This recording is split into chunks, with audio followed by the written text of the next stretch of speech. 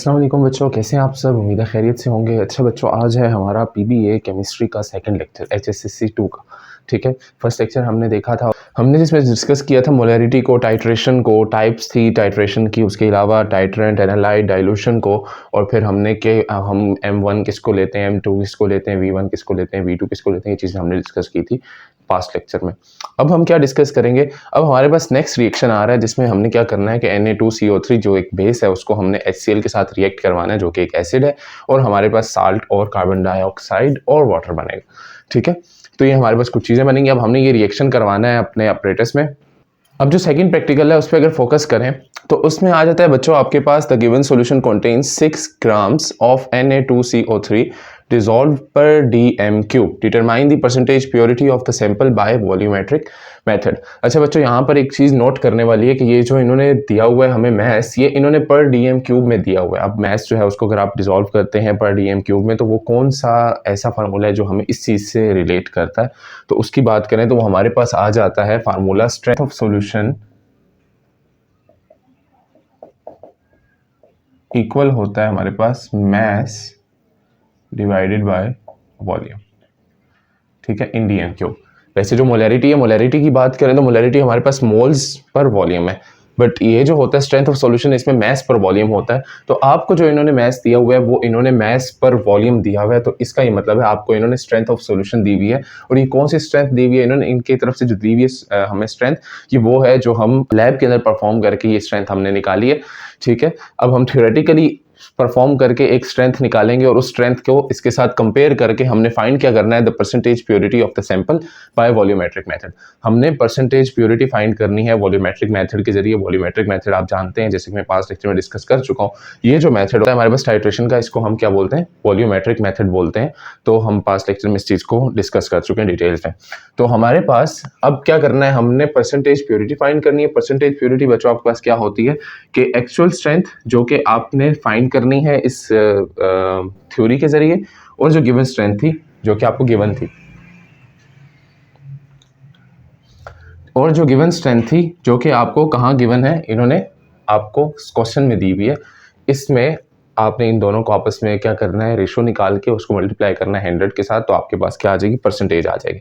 अब शुरू करते हैं, हमने शुरू कहाँ से करना है। सबसे पहले हमारे पास रिएक्शन है जिसमें एक बेस जो है वो HCl से रिएक्ट करता है और NaCl CO2 और H2O बनाता है। अब यहाँ पर हमारे पास इसका अपरेटस देखें तो ये स्टैंड है, इसमें हमारे पास ब्यूरेट लगा हुआ है, नीचे हमारे पास HCl पड़ा हुआ है फ्लास्क में। ब्यूरेट में क्या होगा, Na2CO3 होगा। अब ब्यूरेट में आपको पता है कि हम वो वाला ब्यूरेट में हम टाइट्रेंट लेते होते हैं, और टाइट्रेंट कौन सा होता है जिसका हमें वॉल्यूम और हमें उसकी नॉन कंसंट्रेशन होती है, मोलैरिटी और वॉल्यूम जिसका हमें पता हो उसको टाइट्रेंट कहते हैं। ठीक है, जिसका वॉल्यूम और मोलैरिटी हमें पता हो। तो ब्यूरेट के अंदर हमने वो ऐड किया और नीचे फ्लास्क के अंदर हमने वो ऐड किया कि जिसकी हमें फाइंड करना है कुछ ना कुछ, या मोलैरिटी या वॉल्यूम। HCl को हमने ले लिया। HCl हमें पता था कि हमारे पास HCl कितना है, उसका वॉल्यूम हमें पता था। ठीक है, वॉल्यूम ऑफ HCl हमें, सॉरी यहाँ पर हमने क्या करना है कि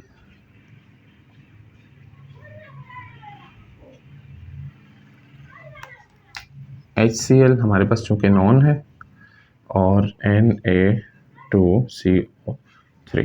ठीक है, तो बच्चों हमारे पास ब्यूरेट है। ब्यूरेट में हम वो वाला सॉल्यूशन लेते हैं जो हमारे पास क्या होता है, जिसकी कंसंट्रेशन नॉन में होती है, जिसका वॉल्यूम और मोलैरिटी हमें पता होती है, उसको हम टाइट्रेंट कहते होते हैं। और जो नीचे कोनिकल फ्लास्क होता है इसमें हम क्या लेते हैं, एनालाइट लेते हैं, जिसकी हमें कंसंट्रेशन फाइंड करनी होती है, मींस वॉल्यूम या मोलैरिटी।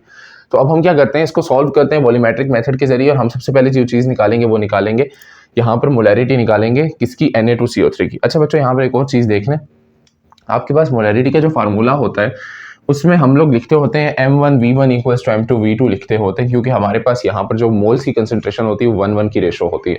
लेकिन अगर मोल्स की कंसंट्रेशन चेंज हो रही हो आपके पास रिएक्शन में, यहाँ पर देखें बैलेंस केमिकल इक्वेशन को, यहाँ पर इसका 1 मोल था, इसके 2 मोल्स थे, तो ऐसी सूरत में फिर आप क्या करते हैं, यहाँ पर पूरा फार्मूला लिखते हैं जो कि हमारे पास होता है M1V1 divide by N1, M2V2 divide by N2।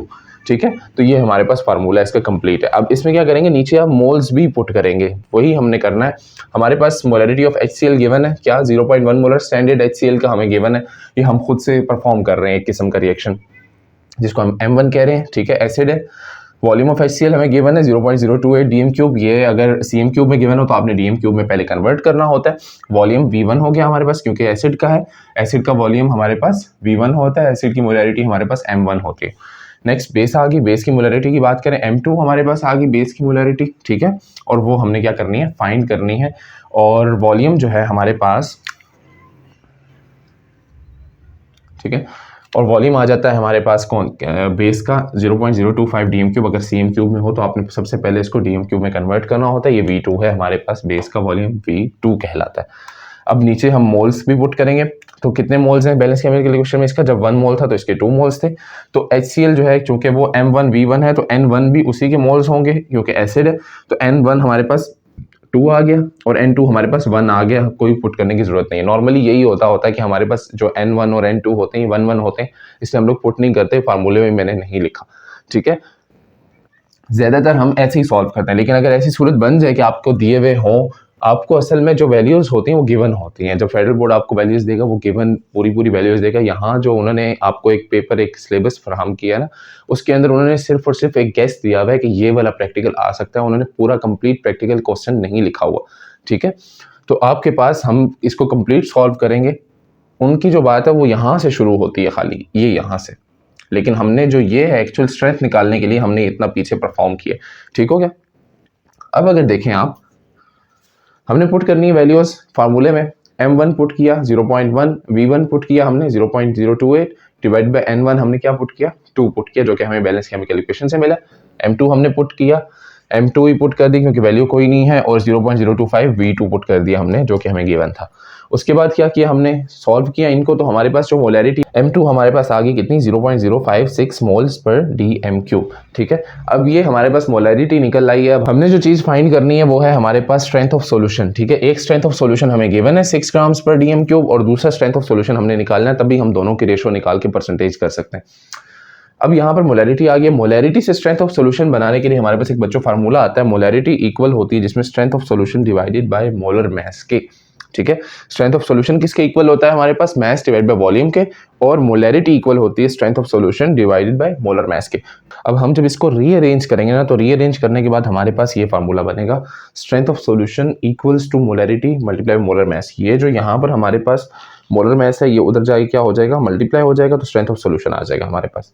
अब यहाँ पर देखें तो स्ट्रेंथ ऑफ सॉल्यूशन में हमने वैल्यूज पुट की, मोलैरिटी की क्या वैल्यू आई थी हमारे पास 0.056 मोल पर डीएम क्यूब, मल्टीप्लाई किया हमने मोलर मास से। मोलर मास हमने यहाँ पर निकाला है Na2CO3 का, Na2CO3 का मोलर मास ये सोडियम 23 आ गया है, जिसको हमने 2 से मल्टीप्लाई कर दिया क्योंकि गिवन था 2। उसके बाद 12 आ गया कार्बन का, फिर ऑक्सीजन का 16 आ गया, मल्टीप्लाई बाय 3, O3 लिखा हुआ है। तो ये हमारे पास 106 ग्राम्स पर मोल जो है हमारे पास मोलर मास आ गया। अब ये जो है हमारे पास, इन जब दोनों को मल्टीप्लाई करेंगे तो हमारे पास 5.936 ग्राम्स पर डीएम क्यूब की हमारे पास निकल के आएगी स्ट्रेंथ ऑफ सॉल्यूशन, ठीक है, जिसको हम अप्रोक्सीमेटली 5.94 भी लिख सकते हैं। अब होगा क्या, हमने क्या करना है, इसको हमने पुट किया एक्चुअल स्ट्रेंथ में, 5.936 जो है ये हमारे पास एक्चुअल स्ट्रेंथ आ गई, यानी स्ट्रेंथ ऑफ सॉल्यूशन जो है वो वाली आ गई जो हमने फाइंड की है। और गिवन स्ट्रेंथ क्या थी हमारे पास, 6 ग्राम्स पर डीएम क्यूब, ठीक है। तो अब हमने क्या किया, इनमें परसेंटेज प्योरिटी चेक की कि कितनी प्योरिटी है इसके अंदर। तो उसमें हमने क्या किया, फार्मूला लगाया परसेंटेज प्योरिटी का, एक्चुअल स्ट्रेंथ ऊपर, नीचे गिवन स्ट्रेंथ और मल्टीप्लाई बाय 100। तो ऊपर एक्चुअल स्ट्रेंथ लिखी 5.936, नीचे लिखी 6 हमने गिवन स्ट्रेंथ, और मल्टीप्लाई किया 100 से, तो आपके पास जो परसेंटेज निकल के आती है वो आती है 98.93%। यानी कि जो 6 ग्राम्स ऑफ Na2CO3 डिजॉल्व पर डीएम क्यूब, ये जो सोल्यूशन इन्होंने बताया है, उसके अंदर जो प्योर Na2CO3 है वो सिर्फ और सिर्फ 98% है, बाकी सारा जो है वो इम्प्योरिटीज़ हैं इसके अंदर। तो बेसिकली हम प्योर और इम्प्योर के दरमियान में फ़र्क निकालने के लिए परसेंटेज करते होते हैं, ताकि हमें पता चल जाए कि हमारे सैंपल के अंदर कोई भी चीज़ कितनी प्योर है, ठीक है। तो हमारे पास ये 98% प्योर निकला है हमारा Na2CO3। तो बच्चों ये था आपका आज का लेक्चर, जो कि सेकंड प्रैक्टिकल पे बेस कर रहा था। अब थर्ड प्रैक्टिकल की तरफ मूव करेंगे, वो भी थोड़ा बहुत इसी से रिलेटेड है, तो उसको फिर देखते हैं। अच्छा, जो भी आपका कोई भी क्वेश्चन हो तो कमेंट सेक्शन में लाजमी पूछिएगा, क्योंकि आप जब सवाल करेंगे तभी आपको आपके क्वेश्चंस के आंसर मिल सकते हैं। ऐसे क्या पता कोई चीज़ मेरे से मिस हो जाए या मेरे से कोई मिस्टेक हो जाए, तो आप लोग ज़रूर उस चीज़ को नोट किया करें। वैसे तो मिस्टेक के चांसेस कम होते हैं क्योंकि हम खुद भी लेक्चर को टैली करते होते हैं, लेकिन फिर भी अक्सर हो जाता है ऐसा वैसा, इंसान है, गलतियाँ हो जाती हैं। तो आप लोग देखा करें इस चीज़ को और फिर आप मुझे कमेंट सेक्शन में बता दिया करें। Thank you. ओके, अल्लाह हाफिज़, मुझे इजाज़त दें।